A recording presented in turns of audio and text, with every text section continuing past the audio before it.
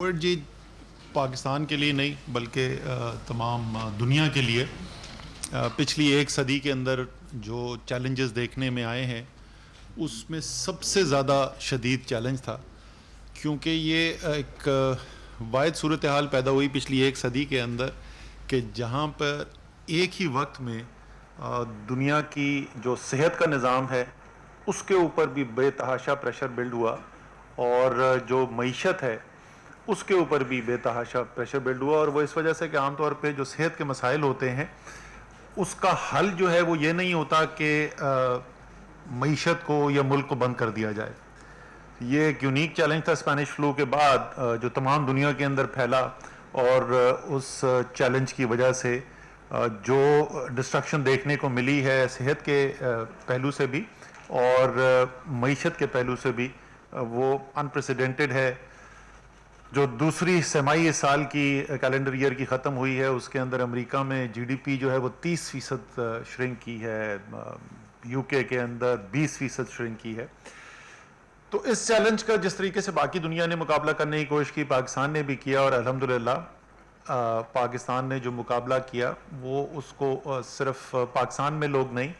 بلکہ دنیا کے اندر لوگ بھی اب کہتے ہیں کہ وہ ایک پاکستان ان ملکوں کی صف میں ہے جن کو کہا جا سکتا ہے کہ انہوں نے کامیابی سے اس مشکل کا مقابلہ کیا۔ بل گیٹ صاحب نے اپنی ٹاک کے اندر پاکستان اور بھارت کا موازنہ کیا، پاکستان کی مثال دی ان ممالک کے اندر جنہوں نے بہتر مقابلہ کیا ہے، بھارت جہاں پہ پریشانی بہت زیادہ ہے۔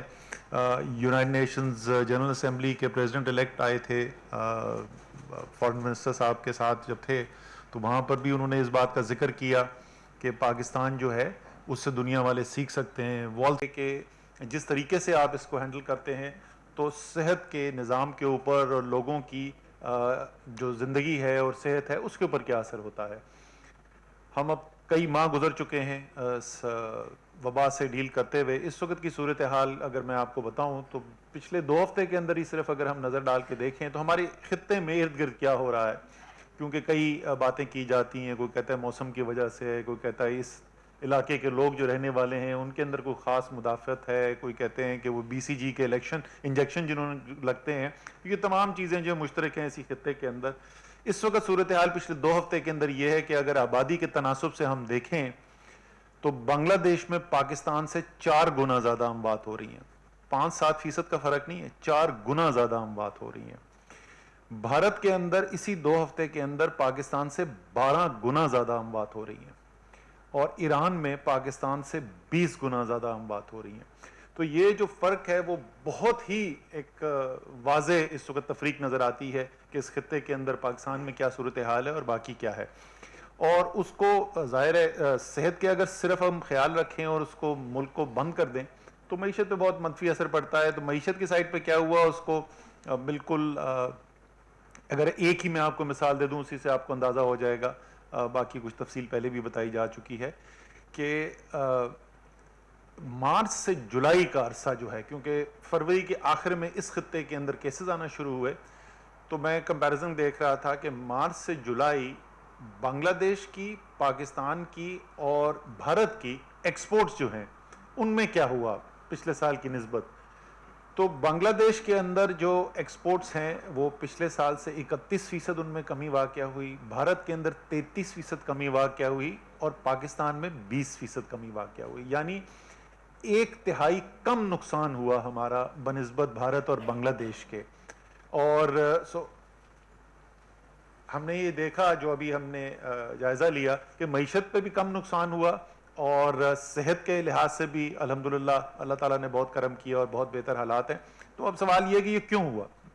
اور 3 چیزیں میرے خیال میں اگر اس کو، اور وہ بڑی بنیادی چیزیں ہیں، یہ پوری 2 سال کی تحریک انصاف کی جو حکومت رہی ہے، عمران خان کی جو حکومت رہی ہے، اس کا اگر آپ جائزہ لیں گے تو یہ جو 2 یا 3 چیزیں ہیں وہ اس کے اندر بڑی بنیادی ستون کے طور پر نظر آتی ہیں اور بہت ان کے اوپر بات بھی کی جاتی ہے۔ پہلی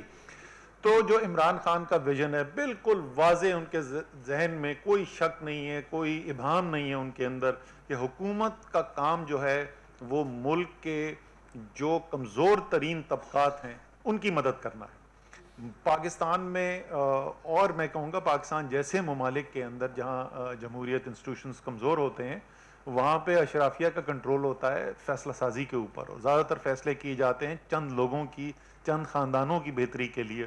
عمران خان بالکل واضح ہیں اور ان کے تمام جتنے بھی اقدامات ہوتے ہیں وہ اس کے اندر آپ کو یہ نظر آتا ہے۔ اسی لیے اس کے اندر بھی جب پہلے دن جس وقت پاکستان کے تمام لیڈرز کھڑے ہو کے lockdown lockdown lockdown کا مطالبہ کر رہے تھے، جہاں کوئی کسی کو فکر یہ نہیں تھی کہ سب کا اگر روزگار چھن جائے گا تو ان کی زندگی کیسے گزرے گی، اور ایک بہت بڑا حصہ میڈیا کا بھی یہی مطالبہ کر رہا تھا، اور اس کی وجہ یہ نہیں کہ وہ میڈیا والے جو ہیں وہ کوئی طریق انصاف کے ساتھ کوئی دشمنی کی بنیاد پہ کر رہے تھے۔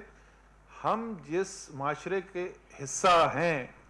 جو پولیٹیکل لیڈرز ہیں، جو میڈیا کے اونرز ہیں، جو میڈیا کے بڑے اینکرز ہیں، ہم صاحب ثروت لوگ ہیں، اور زیادہ تر ہم میں سے جو لوگ ہیں وہ اس کا نہیں سوچتے کہ جو سب سے کمزور ہے کہ اس کے اوپر کیا گزر رہی ہوگی، لیکن عمران خان نے پہلے دن سے یہ بات کی، بڑی تنقید بھی اس کے اوپر ہوئی۔ تو میرے خیال میں ایک تو جو بنیادی وجہ بنی کہ ہم نے کیوں مختلف طریقے سے اس وبا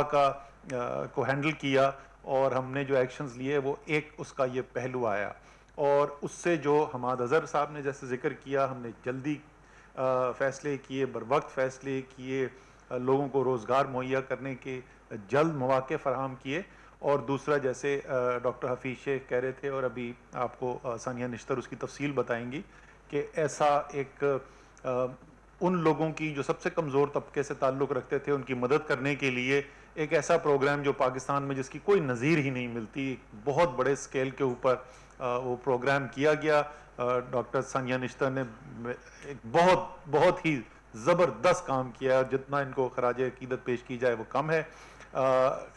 ڈاکٹر حفیظ شیخ نے فائنانس منسٹر ہوتے ہوئے میں آپ کو اس بات کی گواہی دے سکتا ہوں کہ کبھی ایک دفعہ بھی انہوں نے یہ نہیں بات کی کہ کس طریقے سے جو بجٹ ہے، یہ جو فائنینسنگ ہے، وہ آڑے میں آئے جو مدد کرنی ہے اس کی، اور اس کے باوجود میں ان کو مبارکباد بھی دینا چاہتا ہوں کہ وہ جس کو بولتے ہیں یہ اوپن دا چیک بکس، اس کے باوجود جو ہے وہ فسکل ڈیفیسٹ جو ہے وہ بھی کنٹرول کرنے میں کامیاب ہوا، جو آئی ایم ایف کا ایسٹیمیٹ تھا اسے بہت کم ہمارا فسکل ڈیفیسٹ ختم ہوا۔ دوسری بات جو ہے، اور یہ بہت بڑی تنقید ہوتی ہے تحریک انصاف کی گورنمنٹ کے اوپر، یہ ایک لفظ انہوں نے شروع کر دیا ہے انکمپیٹنٹ۔ اب یہ میرے ساتھ بیٹھے ہوئے شاہ محمود قریشی صاحب کیمبرج یونیورسٹی، حماد اظہر صاحب سویس لنکنز ان، ڈاکٹر حفیظ شیخ ہارورڈ، ثانیہ نشتر کا مجھے نہیں پتا کہ کہاں سے انہوں نے تعلیم حاصل کی، مجھ سے بہت زیادہ پڑھی لکھی ہیں۔ یہ ٹیم، اور دوسرا الزام کیا ہے کہ عمران خان جو ہے وہ لوگوں کو ساتھ لے کر نہیں چل سکتے۔ پاکستان کے اندر جو ہے وہ فیڈرل نظام ہے، اور عمران خان صاحب تو ہیں وہ تو سولو پلیئر ہیں، وہ دوسروں کو ساتھ لے کر نہیں چل سکتے۔ ہاں بالکل عمران خان جو ہے وہ دوسروں کو ساتھ لے کر چلنے کے لیے این آر او دینے کے لیے تیار نہیں ہے، اور نہ انشاءاللہ تعالیٰ کبھی ہوں گے،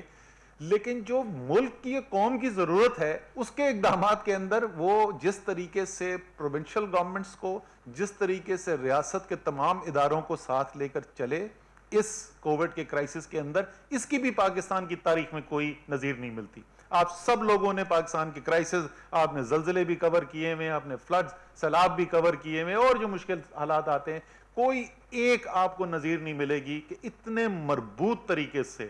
تمام ریاست کے ادارے اور تمام ملک کی اکائیاں جو ہیں، تمام سیاسی اکائیاں، اور میں بار بار یاد دلاتا ہوں 4 مختلف جماعتوں کے وزرائے اعلیٰ اور آزاد کشمیر کے وزیر اعظم تھے اور ہیں، اس میں سے ایک جو ہے وہ ٹرم ختم ہو گئی گلگت بلتستان کی، اور ان کو ساتھ لے کر چلے اور فیصلے ہوئے، ایک جگہ سے مشاورت کے بعد فیصلے ہوا۔ ہاں شام کو 7 سے 11 بجے کے درمیان ہمیں سیاسی بیان بازی بہت سننے کو ملتی تھی، لیکن جو فیصلے تھے، سبسٹینٹیو ڈیسیشن جن کو کہتے ہیں، وہ سب مل کر کیے گئے۔ تو عمران خان صاحب کی حکومت نے یہ ثابت کیا کہ ملک کے فائدے میں جو کام ہے اس میں وہ سب کو ساتھ لے کر چلنے کے لیے تیار بھی ہیں، اور چل سکتے بھی ہیں، اور کامیابی سے چل سکتے ہیں۔ اور تیسرا اس کا جو پہلو جو وہ اس کمپٹنس کے ایشو سے ڈیل کرتا ہے، میرے آپ ذرا ٹویٹ اٹھا کے دیکھیے، فارن ریلیشنز کمیٹی کے، یو کے کی پارلیمنٹ کے فارن ریلیشنز کمیٹی کے جو چیئر ہیں، انہوں نے بھی یہ ٹویٹ کیا ہے کہ پاکستان سے صرف یورپ کے جو امیر ملک ہیں ان سے نہیں سیکھا جا سکتا کہ بہترین بیسٹ پریکٹسز کیا ہیں کووڈ سے مقابلہ کرنے کے لیے. پاکستان سے بھی سیکھا, ایک ملک کا انہوں نے نام لیا, پاکستان سے سیکھا جا سکتا ہے. اور انہوں نے پھر اس کے بعد تفصیلات بھی منگوائی تھی جو ہم نے ان کو دے دی ہیں. اور وہ کیونکہ data base, science based, analytics based decision making ہوتی رہے. وہ ڈیسیشن میکنگ یہ نہیں تھی کہ کوئی سیاسی لیڈر جو ہے وہ اس نے بیان داغ دیا اور بس اس کے بعد جو ہے بغیر سوچے سمجھے آپ فیصلے کرنے شروع کر دیں. سو کمپٹنس بھی دکھائی, بہترین ٹیکنالوجی کے ڈپلائمنٹ بھی دکھائی, پولیٹیکل کوہیژن کے ساتھ فیصلے کرنے کا طریقہ کار بھی دکھایا. ہر اور بنیادی طور پہ کیا, وہ تمام چیزیں جن کی ضرورت ہے پاکستان کو آگے لے کر چلنے کے لیے, ان سب کے ایلیمنٹس جو ہیں وہ آپ کو عمران خان کی لیڈرشپ کے اندر, تحریک انصاف کی گورنمنٹ کے اندر, اس کے اندر نظر آتے ہیں. آخر میں صرف یہی کہوں گا کہ عمران خان 22 سال کی جد و جہد کے بعد, جس کی کوئی پاکستان میں, دوبارہ میں وہی الفاظ یوز کروں گا, جس کی کوئی نظیر نہیں ملتی پاکستان کے اندر, گراس روٹ سے سٹرگل کر کے وزیر اعظم بنے ہیں. انہوں نے سب سے بڑا, جیسے ڈاکٹر حفیظ شیخ صاحب نے کہا کہ پاکستان کا سب سے بڑا ایکسٹرنل کرائسس کا سامنا کیا جس وقت وہ آئے. اس کے بعد بھارت کا چیلنج قبول کیا جو بالا کوٹ کے بعد صورتحال پیدا ہوئی. اس کے بعد ایک ڈگنیٹی, کریج اور گریس کی کمبینیشن کے ساتھ اس کرائسس کو فیس کیا, کووڈ کو کرائسس کو فیس کیا. تو میری جو تمام اپوزیشن کے ہمارے دوست ہیں ان کے لیے بری خبر یہ ہے کہ کپتان جو ہے نا وہ کریز پہ سیٹل ہو گئے ہیں اب, اور اب لمبی اور پروڈکٹیو اننگز کھیلنے کے لیے تیار ہیں. انشاءاللہ تعالی پاکستان کو ادھر سے آگے بہت اور بہتری کے دن نظر آئیں گے انشاءاللہ. جی لاسٹ میں ثانیہ نشتر بات کریں گے. بسم اللہ الرحمن الرحیم. سماجی تحفظ اور تخفیف غربت کا جو ڈویژن ہے اس کو ذمہ داری دی گئی ہے احساس پروگرام پر عمل درآمد